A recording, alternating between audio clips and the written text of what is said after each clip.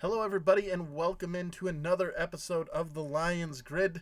At this point, Joe, we are here at it's a little bit of a late night episode. It's about almost 9:30, so we've had time to digest everything that we saw yesterday.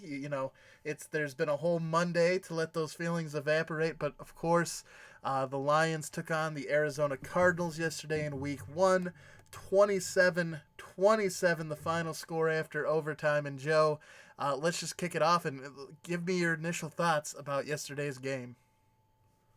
Well, I thought to open up the game, they came out, they looked strong, and they came out throwing the football. I liked the offensive game plan right off the get go. Put up points, get Stafford involved, five wide receivers set, try to run the ball occasionally. But the game plan was to throw the ball and, have Stafford get into the game and be effective early. And that was achieved, and they accomplished that. As the game continued on into the late third quarter, I was thinking to myself, I'm like, yeah, they're playing excellent. The guys on Fox didn't give any credit to the Lions. They all sounded disappointed in Kyler Murray's debut. And so I was sitting there and I was thinking, I was like, well, the Lions are playing good. They should give them credit. And I was like, but then again, it's the Lions, and they have to play a complete football game. And you never know with a young rookie, he could get on a hot streak or get adrenaline flowing and get back into the game after a rough start. Just it's your first game and you started slow, but you could catch on. So one thing I had to worry about in the third quarter and into the early fourth, I was like, man, they got this lead, but if they, fall apart at the end, it's going to be awful, and it's something that could happen. Mm-hmm. I was thinking that. I just didn't want to tweet about it. I didn't, really want to put too much emphasis on it. I was just kind of really concerned about it. And then sure enough, they go down the field. And then when they kick that field goal to make it 9-24, the announcers were like, that's not what I would do. I would get the points. And I was thinking to myself, yeah, but, you kick the field goal. It's still a two-possession game. You go for it, you miss the points. It's still then it's a three-possession game, and you could be out of it. I know a touchdown looks better, and you'd only be down by 11 points at that time frame. But they kicked the field goal, got down by 15, and then came back, tied it up at the end.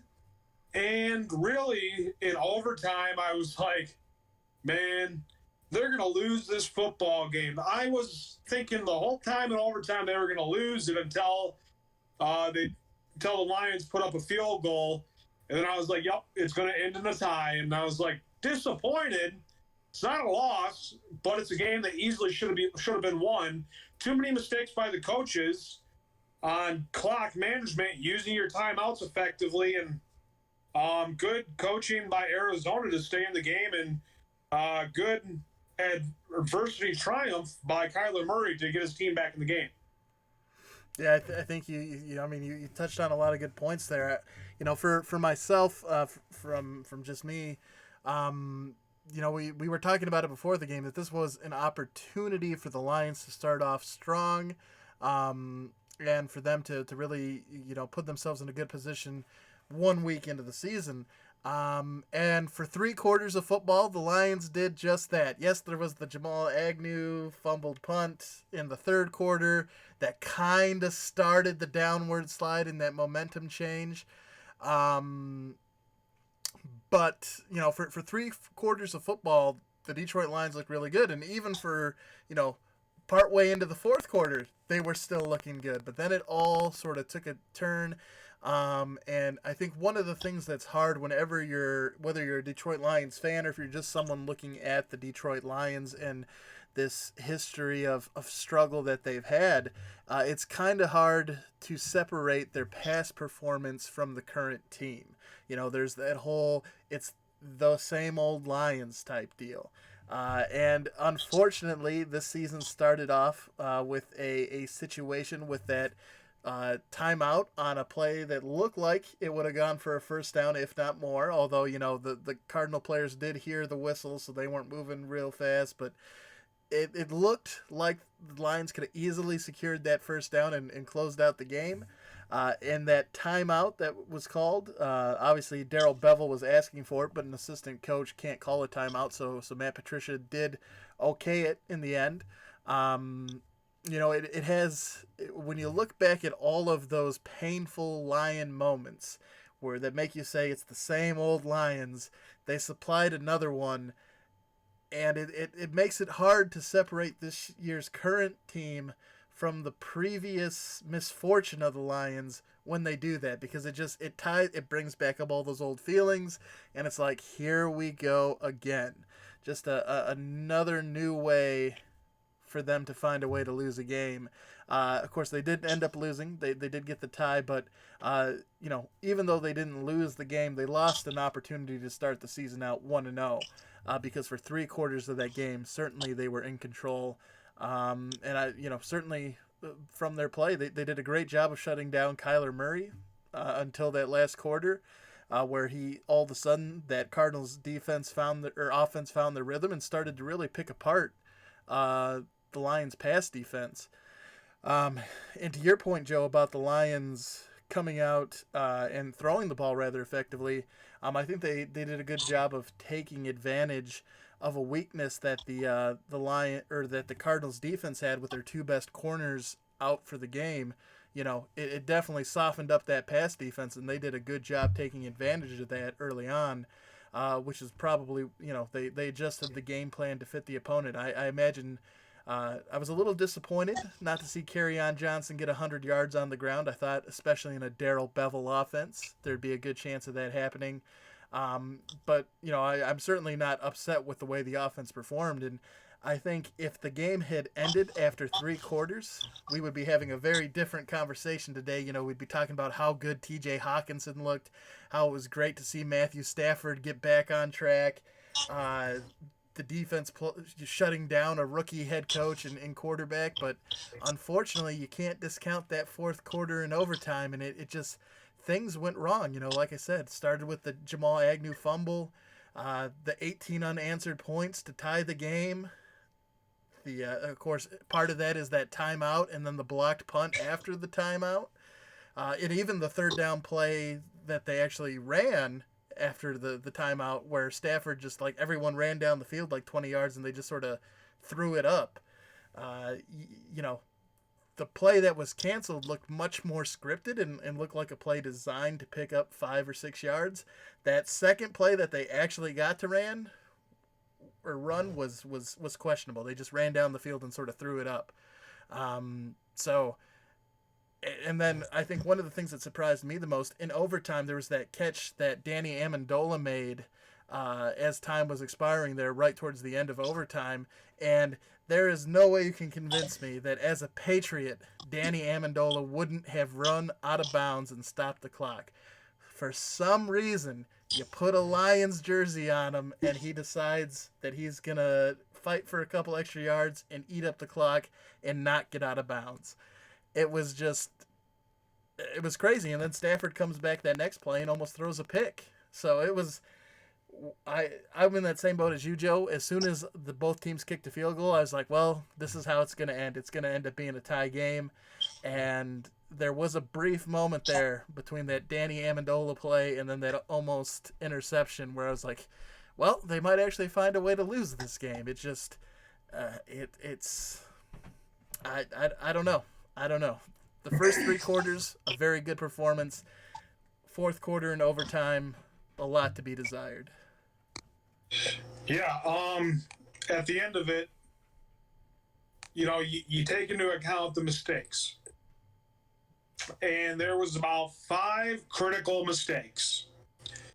One of them, big major one, of course, the fumble. Another one, Danny Amendola not going out of bounds.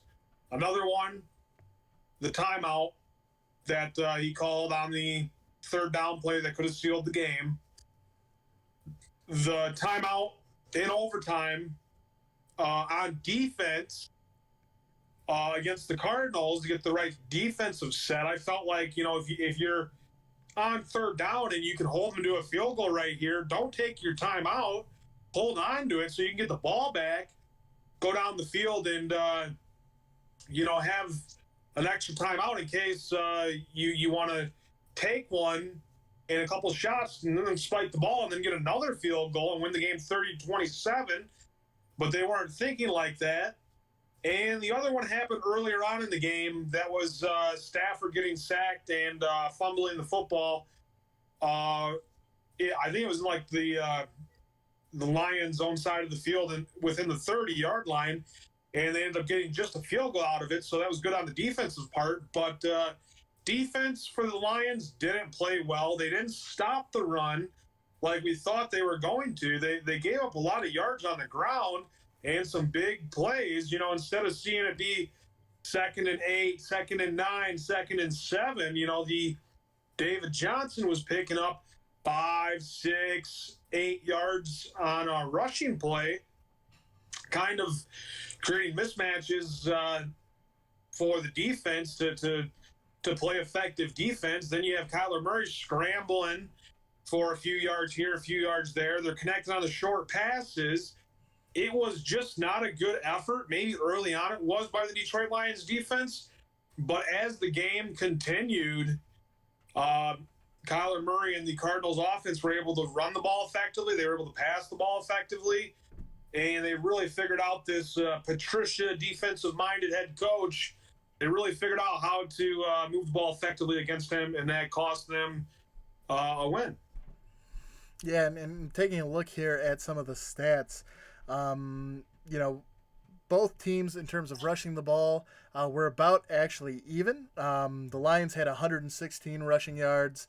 The Cardinals had 112. Kerryon Johnson had 16 carries for 49 of those 116 yards, whereas David Johnson on the Cardinal side had 18 carries for 82 yards.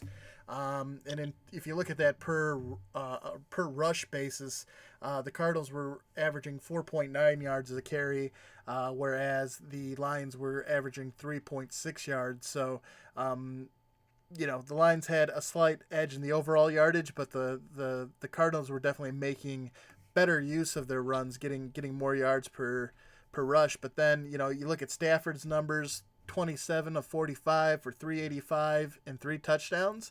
Like, if you told me that was going to be his stat line heading into the game, certainly would have thought the Lions would be coming out with a win.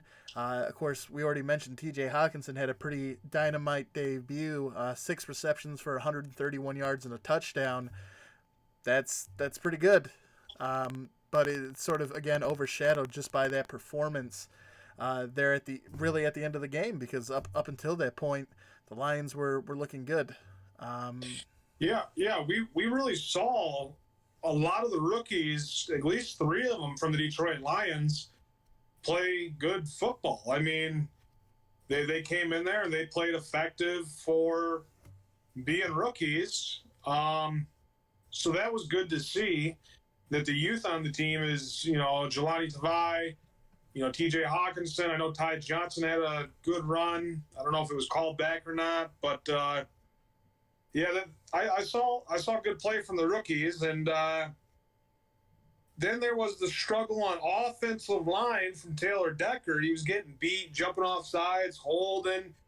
We would get a good play, and then they'd call it back. We had more penalties than them, so some miscues penalty-wise, and just getting beat by the defensive end on Taylor Decker's side. Yeah, and I think the thing that's probably the most disappointing about the whole Taylor Decker performance is that he is, he's one of the captains. He was voted a captain by his teammates. He's one of he's a captain for the whole year unless they vote him out after this week's performance. But he definitely struggled mightily. And they tried to get him some help by keeping the tight ends in over there and doing some other stuff. But when he was left by himself, certainly left a lot to be desired there. And I know there's been some talk because there's Washington has their perennial Pro Bowl left tackle, Trent Williams. He's disgruntled with the team and doesn't want to necessarily come back to play for Washington. So there's certainly been some talk about potentially bringing giving Washington a call and see what it would take to bring Trent Williams over to the Lions. But if they did that, I'm sure that would cost them some pretty serious draft capital to pull off. And I'm not sure if the rest of the team is in a good enough position where it makes sense to leverage your future to try and bring that guy in to help you win now, because he is one of the best tackles in the NFL. But I don't know if just bringing him in is enough to shore up that offensive line to the point where they have a chance to really compete for the not only the NFC North but the Super Bowl. But that's certainly an option. Well, given the opponents that Taylor Decker was going up against over there on that side, he had Suggs. I think it was Chandler Jones, or maybe I'm wrong about that. But he definitely faced some good pressure from Arizona on that side. So I don't know if it's going to be a consistent thing where he's constantly getting beat. For the most part, I feel like he's played the role of an average tackle in the NFL. Some plays he's good, and most plays, he does a good job blocking, but, occasionally he'll get a penalty or give up some. I think he just had a bad game, so I'm looking for him to bounce back next week. Yeah, it's certainly going to be important, and it's something to keep an eye on, because you look around the NFC North, you saw how well the Vikings defense played against the Falcons. They look pretty good. Of course, the Bears have Khalil Mack, and along with the rest of the guys they have up front. And then the Packers, looking good with Preston Smith and Zadarius Smith. There's certainly a plethora of pass rushers in the NFC North. So we're gonna need, if Taylor Decker is definitely going to need to have this be his worst game of the season for the Lions to be successful moving forward, because there's unfortunately a lot of good talent the Lions are going to see this year, and it's not going to get a whole lot easier as the season moves forward. And next week is another good example. You got Joey Bosa and all the good guys on the Chargers defensive front. So it's certainly, if he comes out and has a good game against the Chargers, I'll feel much better. But so far, with the small sample size we have of the regular season, Taylor Decker definitely leaving a little bit to be desired here, one game in. Yeah, I had a point I was going to make. I just lost it. I think it was never mind. Go on. All good. But yeah, really outside of that, we've already mentioned there were some decent things that happened in the game. Obviously, one of the things I'm going to be looking for here also in week 2, in addition to Taylor Decker stepping up a little bit, is Kerryon Johnson in the running game. He did have 16 carries, only managed to get 49 yards there. Would love to see him hit that 100-yard mark himself. I know we got there as a team, but I imagine moving forward, again, I think this week's game plan was a little bit tweaked to take advantage of the fact that the top 2 DBs for Arizona were not going to be playing. So I think Darrell Bevel made the adjustments there. So I would expect a little bit more of a run-heavy offense moving forward, but we'll have to see. It just came to me. The Vegas odds of what they're projecting the Lions, they got their ties, so now all they need to do is win 6 games, and they'll be right dead even with what Vegas predicted. They're checking that one off early on the list, and I feel like in recent seasons there's been a lot more ties than there has been. I feel like it all started back when Donovan McNabb and the Eagles, or maybe he was with Washington at that point. They tied that game anyways, and Donovan McNabb was the quarterback. He's like, man, I didn't even know you could tie a football game. Ever since that moment's happened, I feel like there's been more and more ties each season. I know there were a couple last season, and I feel like every year now there's at least one tie between 2 teams. Yeah, I don't know why they changed the overtime rules from 15 minutes just to 10 minutes. That doesn't sound like good planning if you're just having one quarter. And I don't understand why the NFL would allow ties. It just causes great confusion at the end of the season.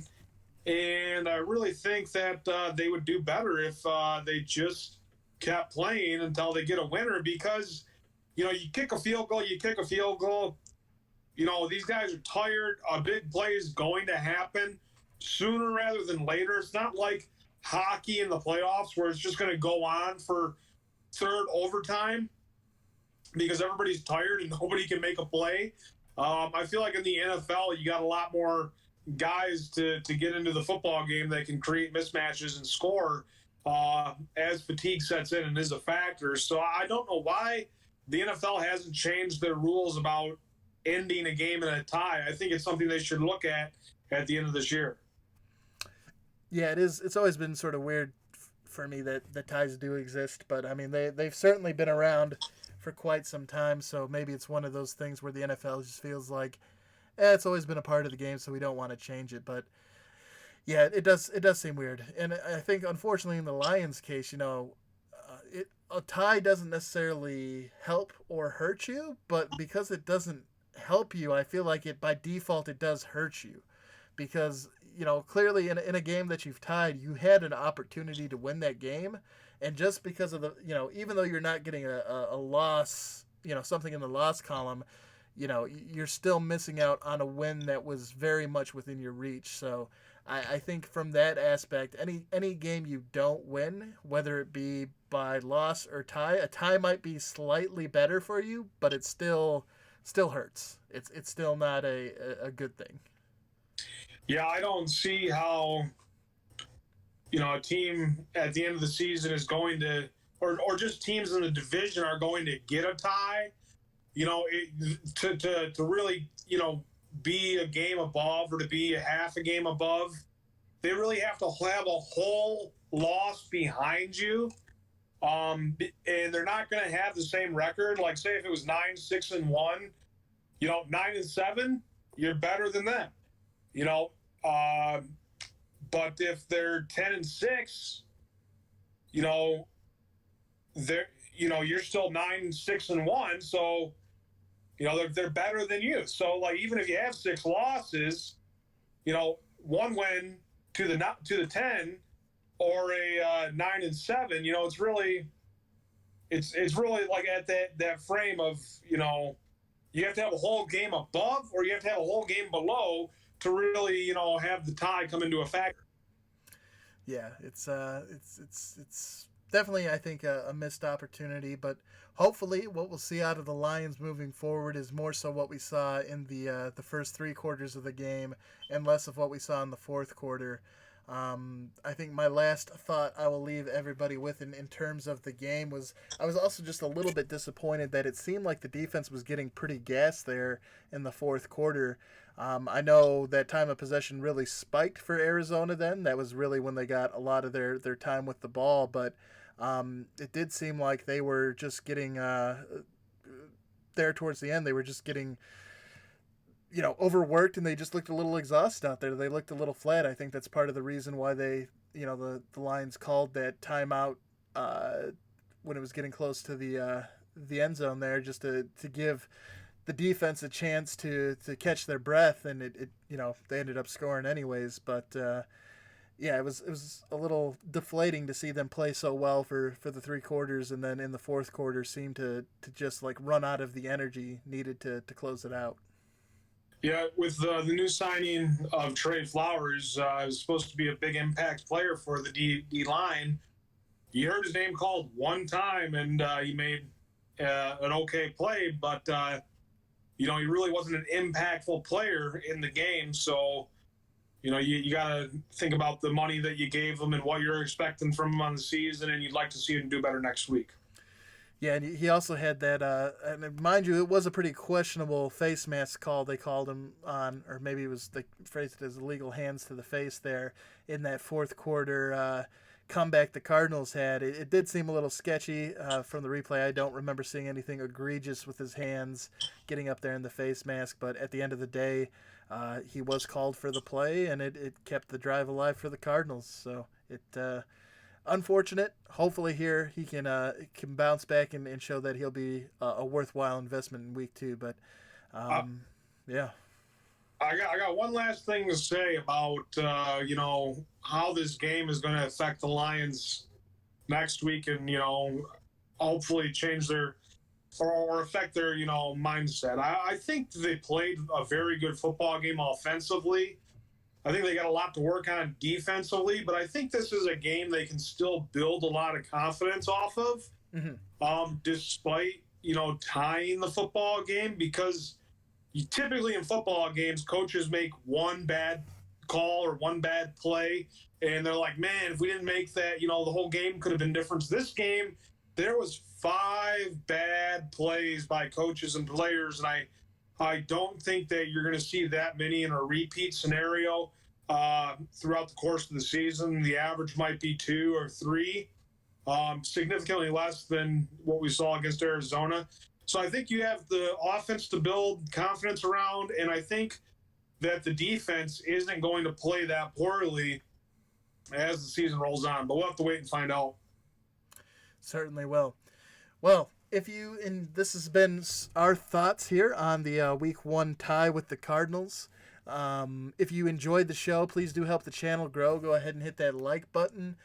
Also, if you haven't had a chance to, please, if you're interested in what we're doing here on the Lions Grid, hit that subscribe button. It really helps us out.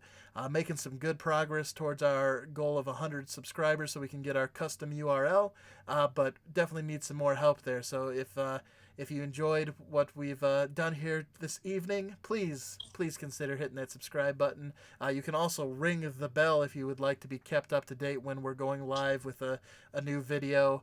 And we will be back again tomorrow night. We're going to be introducing a new segment. We're going to be kicking off the Kings of the North segment, in which we're going to be taking a look at the NFC North.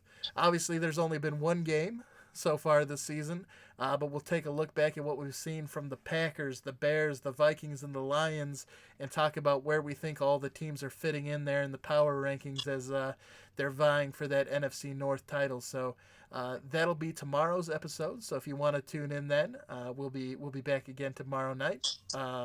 Otherwise, feel free to catch us on one of the other days, and we appreciate you watching, and we'll see you during the next video. Peace out.